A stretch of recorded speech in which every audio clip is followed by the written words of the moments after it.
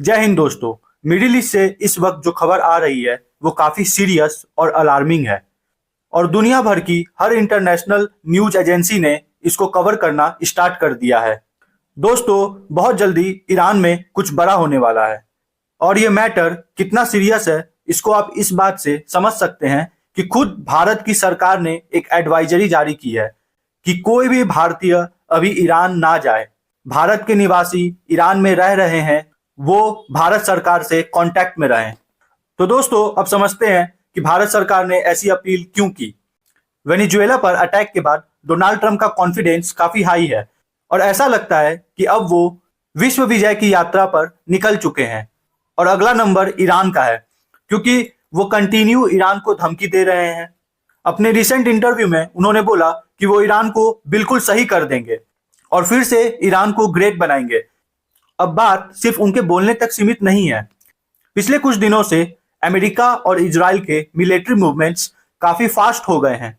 US के fighter jets, bomber और special commandos को यूरोप और मिडिल ईस्ट के बेस पर शिफ्ट किया जा रहा है और नॉर्मली यूएस अपने मिलिट्री की ऐसी मूवमेंट नहीं करता।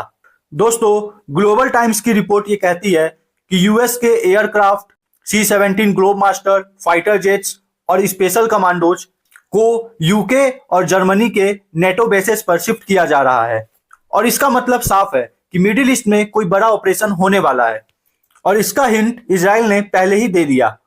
जब वेनेजुएला पर अटैक हुआ था तब इजराइल के मिनिस्टर ने ट्वीट किया था कि ईरान वालों, जरा देख लो वेनेजुएला में क्या हो रहा है और कल को ऐसा आपके साथ भी हो सकता है। मतलब सीधी सी बात है कि ईरान में भी वैसा ही सेम ऑपरेशन करने की प्लानिंग हो चुकी है। और सिर्फ फाइटर जेट्स नहीं, अमेरिका ने रेड सी में अपना एयरक्राफ्ट कैरियर भी भेज दिया है।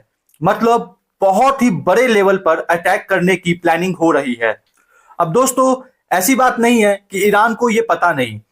ईरान की सरकार ने भी क्लियर कट एक मैसेज दिया है कि अमेरिका या इजराइल कोई भी रेड लाइन क्रॉस ना करे और अगर हमको ऐसा लगता है कि ईरान पर कोई अटैक होने वाला है तो हम पहले ही उस देश पर अटैक कर देंगे। तो मतलब साफ है कि ईरान भी पूरी तरह से युद्ध की तैयारी कर चुका है। अब दोस्तों, समझते हैं कि क्या वेनेजुएला की तरह ईरान पर भी सेम ऑपरेशन हो सकता है।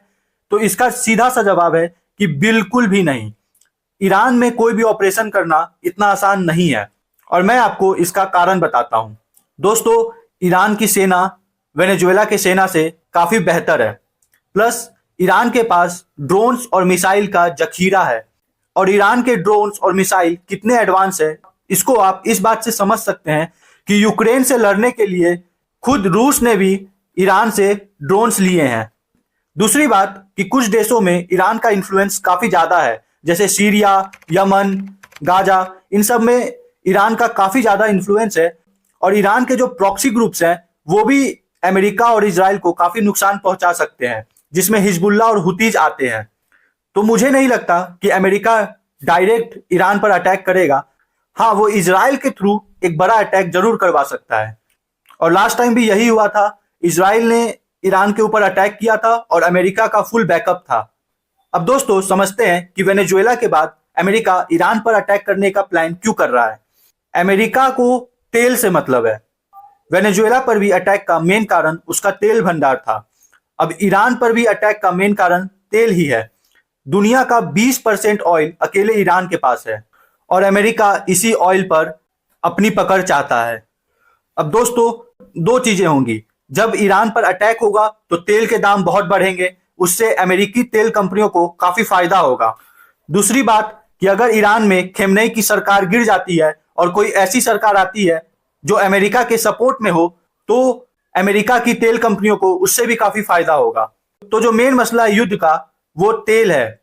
अब दोस्तों, बहुत सारी न्यूज एजेंसी ये भी दावा कर रही है कि खेमनेई अपने 20 लोगों के साथ ईरान छोड़कर मॉस्को भागने वाले हैं, क्योंकि उन्हें पता है कि उन्हें भी निकोलस मादुरो की तरह गिरफ्तार किया जा सकता है। तो दोस्तों, बहुत जल्दी हमें ईरान से एक बड़ी खबर सुनने को मिल सकती है। और आप लोगों को क्या लगता है, क्या इस बार पुतिन ईरान को बचाने के लिए युद्ध में हिस्सा लेंगे या नहीं? ये नीचे कमेंट सेक्शन में जरूर बताएं और हमारे चैनल को सब्सक्राइब जरूर करें। जय हिंद।